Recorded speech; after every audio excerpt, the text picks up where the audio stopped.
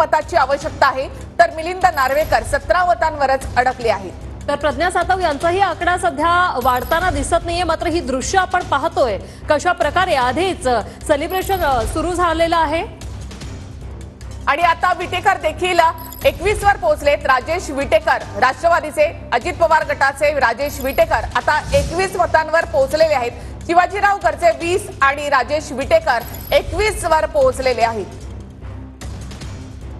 तर पंकजा मुंडे यांना 18 मतं मिळालेली आहेत। हे पंकजा मुंडे यांचे समर्थक आहेत। आपण मागे बॅनर पाहतोय, ताईसाहेब अभिनंदन अशा प्रकारचे बॅनर आधीच या ठिकाणी लागलेले आहेत।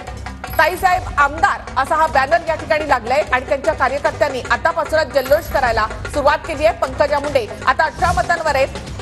भाजपचे योगेश टिळेकर विजयी झालेत। योगेश टिळेकर यांनी 23 चा कोटा पूर्ण केलेला आहे आणि भाजपचे हे पहिले उमेदवार आहेत जे विजयी झालेले आहेत। योगेश टिळेकर यांनी विजयी कोटा पूर्ण केलेला आहे। त्यांना पूर्ण 23 मतं मिळालेली आहेत। आता अमित गोरके 22 मतांवर आहे। सध्या भाजपच्या योगेश टिळेकर हे विजयी झालेले आहेत आणि पहिला निकाल भाजपच्या बाजूने आलाय। पहिल्या पसंतीच्या मतामध्ये भाजपचे योगेश टिळेकर विजयी झालेले आहेत। भाजपचे पहिले उमेदवार योगेश टिळेकर यांचा विजय झालेला आहे।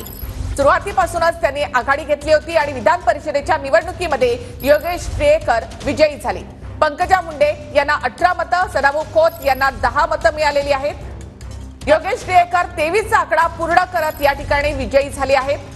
अमित गोरखे 22 वर आहेत आणि ते देखील दुसरे उमेदवार असणार का विजयी होणारे याकडे आपलं लक्ष असेल। अमित गोरखे देखील आता सध्या 22 वर आहेत आणि एका मताची त्यांना आवश्यकता आहे। तर अजित पवार गटाचे राजेश विटेकर आणि शिवाजीराव गर्जे, विटेकर आता 21 आणि गर्जे 20 मतांवर आहेत।